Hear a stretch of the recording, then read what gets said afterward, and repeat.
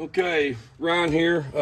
Today we're going to be repairing a 1/2 inch diameter copper water line that recently burst during some temperatures we had down in the teens this last week.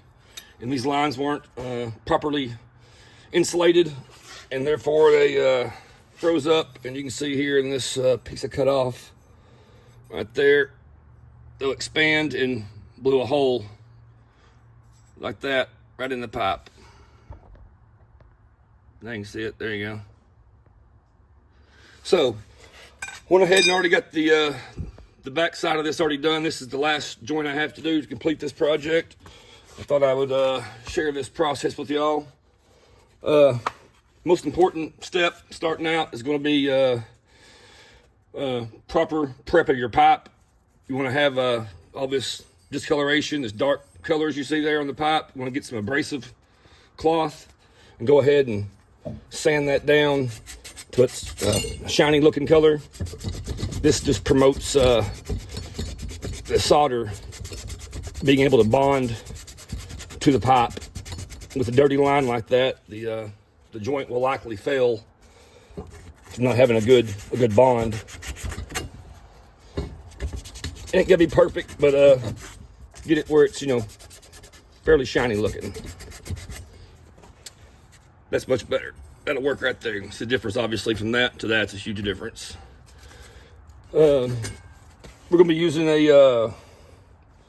some flux here. This is a 95 OD brand lead-free tinning flux.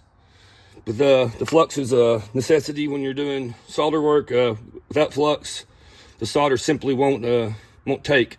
What the flux does, it heats up and it actually pulls the solder into the joint and seals it off. But if you want to apply just a nice even coat around the joint of the pipe, nothing overkill, just get it on there. Go ahead and do both sides of this. You can do the fitting as well, or only the fitting, one or the other. I do both usually, put a little bit in both sides just with a good measure. Go ahead and put a little flux in there, ain't gonna hurt anything.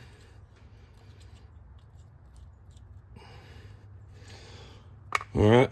Oh, and also, note of importance, when you're soldering on water lines, you wanna make sure you get all the water drained out of the area you're working in.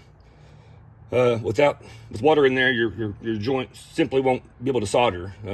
Just simply having the water in the line, when you heat up the pipe from the steam of the torch, the moisture in there alone will cause steam buildup, and it will blow out your joint there when you solder it. So make sure all your water is drained out of your line.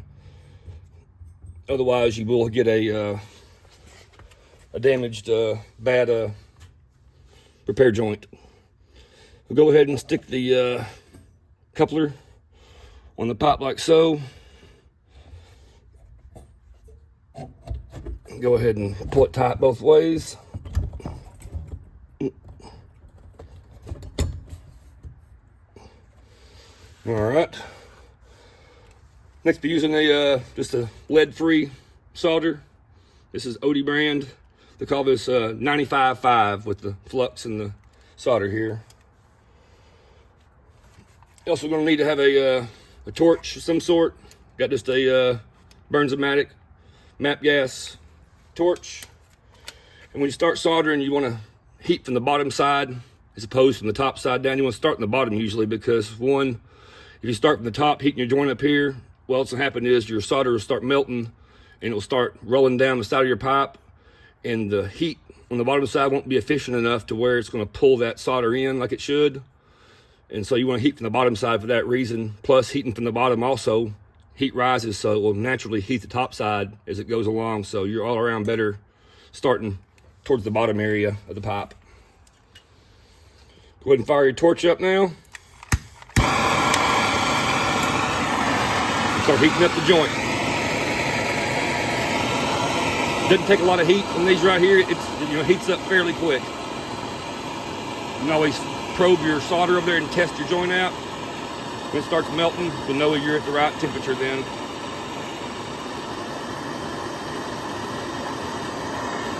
You start seeing it melt, you can back off the heat and watch it roll around there. And that flux will literally pull that solder into that joint.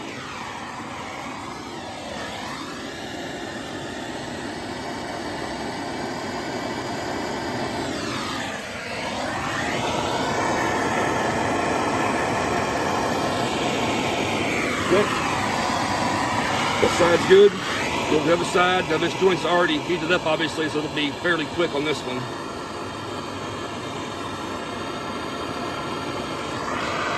Back off your heat a little bit.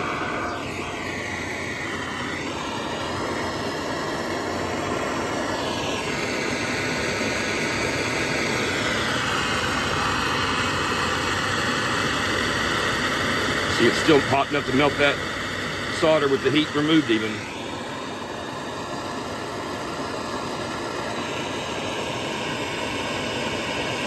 And that's it. Turn your torch off, and that's all there is to it. You want to give it a good, 30 seconds to a minute at least. Let that solder naturally dry and cool off. Some folks say they use a wet rag or put water on it, but I've heard that could possibly damage the joint and bust the solder loose. So I like to naturally, minute's not that long a time to wait. So go ahead and wait that extra minute to avoid any issues of having to redo your repair job again. But that's it, folks. Let that dry. I'll come back here after it dries for a minute, and then turn the water back on, and we'll see if this repair took.